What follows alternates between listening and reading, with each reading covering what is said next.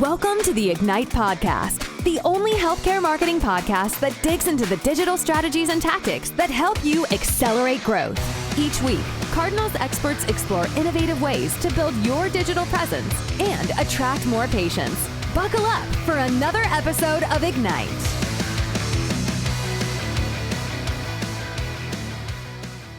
What's up, everybody? I'm Alex Membrillo, still the CEO of Cardinal Digital Marketing. Not sure why they've kept me around so long, but it is certainly all my fault.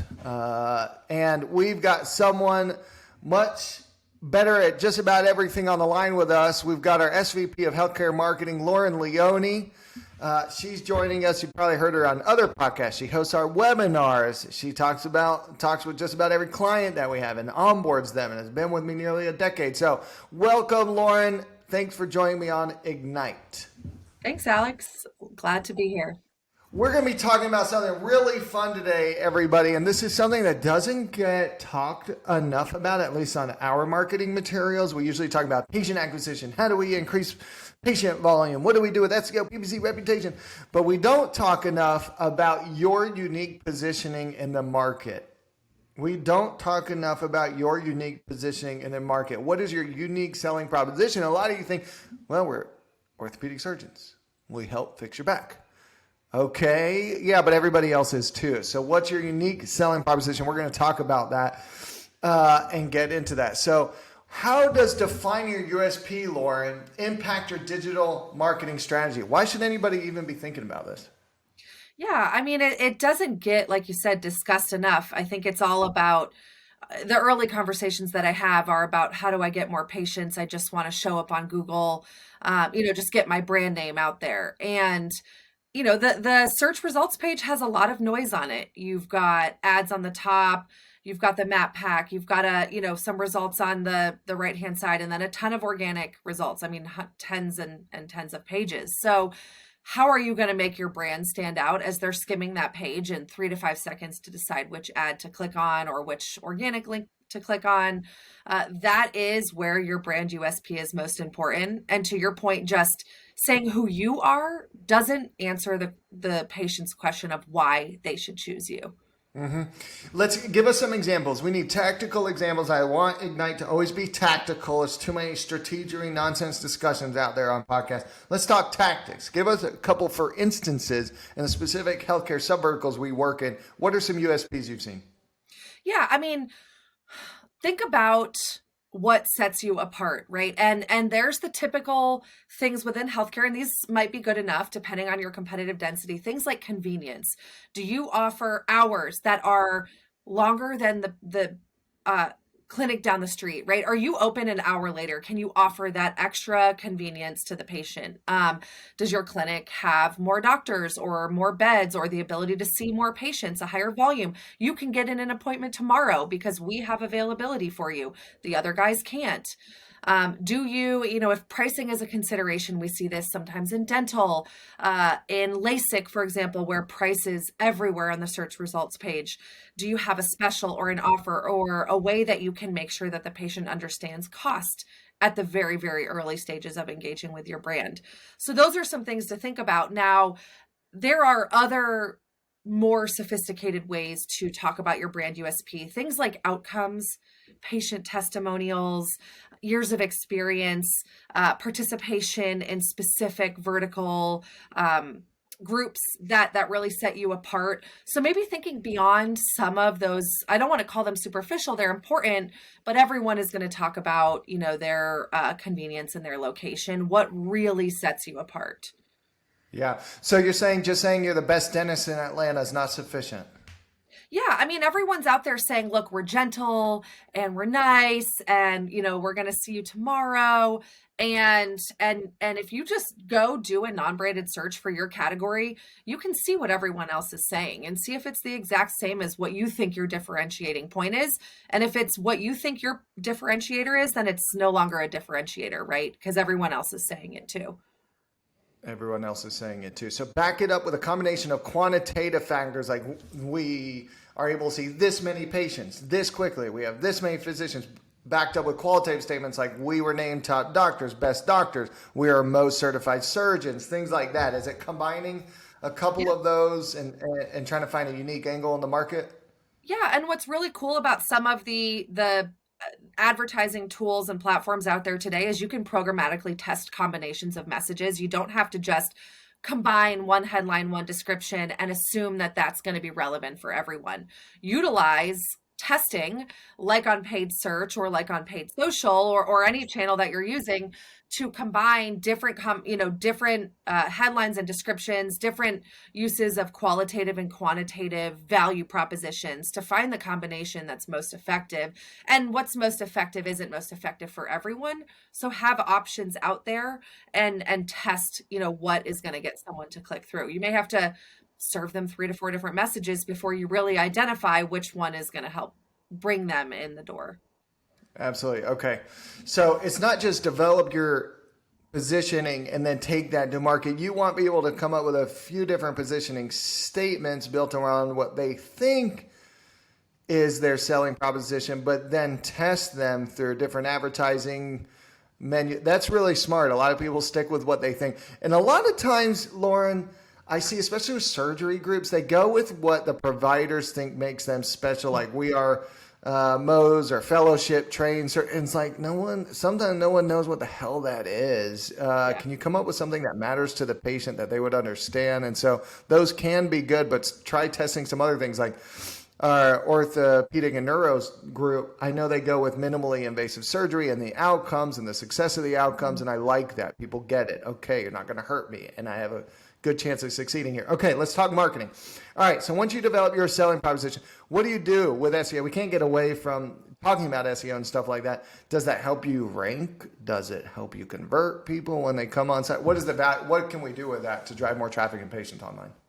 Yeah, I mean, the brand positioning is not someone is still going to go out there and search best orthopedic surgeon. You're not going to change that behavior.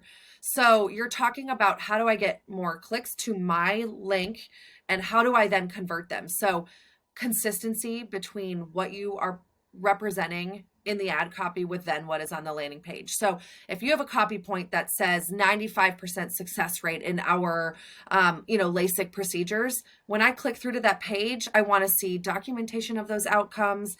I want to see some videos of patients who are recipients of that, successful outcome so that I can really believe it with my own eyes. I don't want to just see you telling me. I want other people to tell me that, that you are the best. It's kind of like link building. It's like the outside authority that's really going to help boost you. Okay, so you still need to have pages for best orthopedic surgeon in your town. You still need to have all those because that's what people search for. It's more about converting people when they reach your landing page, making sure you have all the content that you were talking about. And then in the advertising, you have more freedom on like paid social ads, Facebook ads, PPC ads to put those selling propositions in there. Do you recommend that they go heavy on what makes them unique? Or on paid social and PPC, should they just say what they think people are looking for in a simple manner, the same stuff everybody else says? What's the better way to go? It's a combination, right? If you can make sure that, for example, your headline matches what they searched for, but then what comes below that really sets you apart, that's the right combination. Our SVP of strategy, Rich, who you've probably all heard on various podcast episodes, really talks a lot about barriers to entry. So if the perceived barrier is, clinic safety, with COVID, or, that it's going to hurt, or that I'm worried that I might not wake up from my anesthesia, whatever you think the patient's barrier is, what would stop them from following through with the procedure, the appointment, choosing you. Those are the types of things that you can then also address on a landing page. So there's really this threefold. It's what did they search for, and are you relevant to that search? What sets you apart, and then what really speaks to their emotional, decision making. And that is really what you want to then put on a landing page to improve your conversion rates. Yeah, and should they be coming up with all of these ideas on their own, or does talking to patients help? Can they and if they would that help, and how do they open those lines of communication in a HIPAA compliant way? Yeah, I mean, the doctors are at the point of care, and so they will notice the trends. Maybe your office manager notices that when he or she picks up the phone to do intake, that the most commonly asked question is insurance accepted? I really need, I can't afford this without my insurance. Notice those trends, read your reviews, and see what people are either positively saying about you. If the same things are being said over and over again, Dr. Alex is the most gentle doctor I have ever seen. That's your selling point. Go with it. And conversely, if it's continually the same negative point, maybe that is something that you can then address and turn into your brand proposition. Yeah. Yeah. And I just love when people are able to talk to, when the office managers are maybe doing some post recon as people are checking out, maybe ask the office manager, the office assistant, office coordinator, ask patients as they're checking out, obviously to leave you a review, but then also to ask, what made you choose our practice? What is the one thing that made you choose our practice? It's always best to get on the ground feedback. But also, Laura makes a great point. Check with what the doctors are saying. Go to Google, go to HealthGrades, go to ZocDoc, see what people are saying as an aggregate. But I love when people ask, like when Lauren asks our leads that come in, how they found out about us, I always get better information than just looking at their digital breadcrumbs. And I see that they came from Google, and I see, but you find out so much more. They heard about us this way. They ended up choosing to reach out because of this. We never know that. We never know that just through digital means of seeing the lead come in for our practices. So it's so interesting. Get the boots on the ground feedback. Lauren, what else do our practices need to know about USPs? What else? Is this for everybody? Everybody should be paying attention to this. What else would you recommend? Yeah, I mean, this is for everyone. If you are out there in any capacity marketing your practice, even if you are doing flyers on doors or postcards in a mailbox, why spend the money to put your brand out in front of someone without telling them why they should even care about your brand? So absolutely, this should be part of every discussion that you have. I like to ask what sets you apart very early on in the process of trying to identify a new partnership for Cardinal, because I know going into it, if the person I'm speaking with says, I never thought about that, or, we really don't have one, we just are good at what we do, but there's going to be some work to be done before I go and throw thousands of dollars at their ad campaigns. I'm going to say, let's pause. We need to figure this out. Maybe we need to put some heat map tools on your website and see what really drives the click before the appointment. Or maybe we need to do some, boots on the ground surveys with patients, but we need to find this out because I'm going to spend money to get clicks to your site, and no one is going to fill out that form if they can't understand why they should choose you. A lot of this comes of people failing to choose a position. I think it comes from FOMO. They're afraid to miss out on the rest of it. But there's a lot of all of us, all of our types of, there's a lot of healthcare marketing agencies, none as good as Cardinal.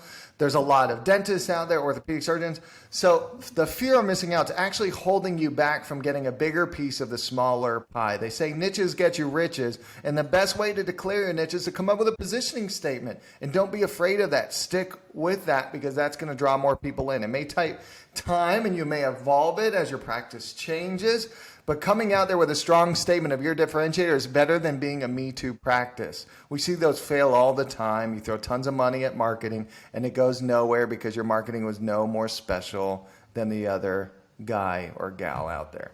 All right. Thank you so much, Lauren, for joining us on Ignite. You can find out more about this. You probably are, if you're listening on audio on Spotify, great transcription on the website. Also YouTube. Cardinal has more healthcare marketing resources than I think any other agency in the business. So please feel free to ping us if you need any more added resources. We look forward to seeing you back here. Thanks, Lauren.